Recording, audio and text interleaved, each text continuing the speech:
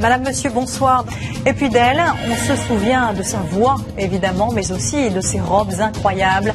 Paillettes, bijoux, volants, Dalida a tout osé, sans doute parce qu'elle était l'une des seules à pouvoir tout se permettre.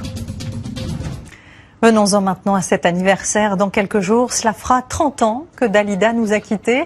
Ses fans continuent d'acheter ses albums par millions, mais ils vont aussi pouvoir retrouver les tenues qui ont fait la légende de cette chanteuse inclassable. 110 pièces prêtées par son frère Orlando sont exposées depuis hier au Palais Galliera à Paris. Bénédicte Duran et Frédéric Milliard.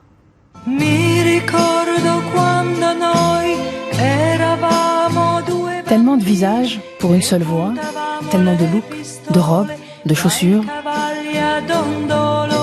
En 30 ans de carrière, Dalida aura épousé toutes les modes, imposé à chaque fois son allure. Cette garde-robe, c'est un peu le journal intime de cette femme.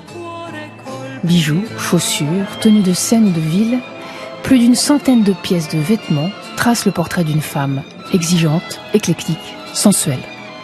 Elle arrivait à trouver ce qui lui allait, elle pouvait se faire des robes, elle pouvait aller dans des petites boutiques, acheter du prêt-à-porter, elle pouvait ramener des choses d'ailleurs. Pendant la période hippie, elle le fait beaucoup.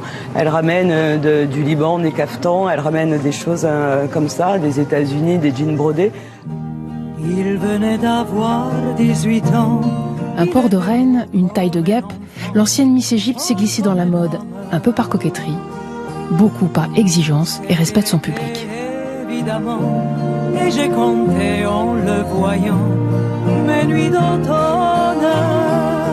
Elle pensait qu'elle n'était jamais à la hauteur, elle pensait qu'elle n'était jamais aussi bien. Elle travaillait, retravaillait.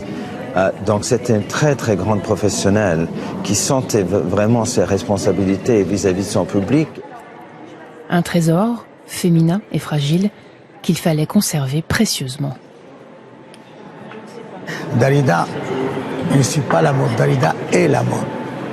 Je ne voulais en aucun cas que les robes de ma sœur finissent dans une vente aux enchères.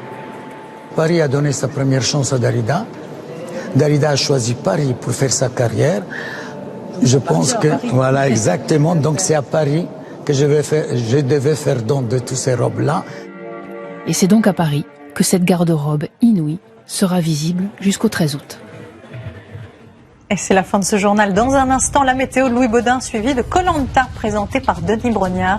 Je vous souhaite une très belle soirée sur TF1. À demain.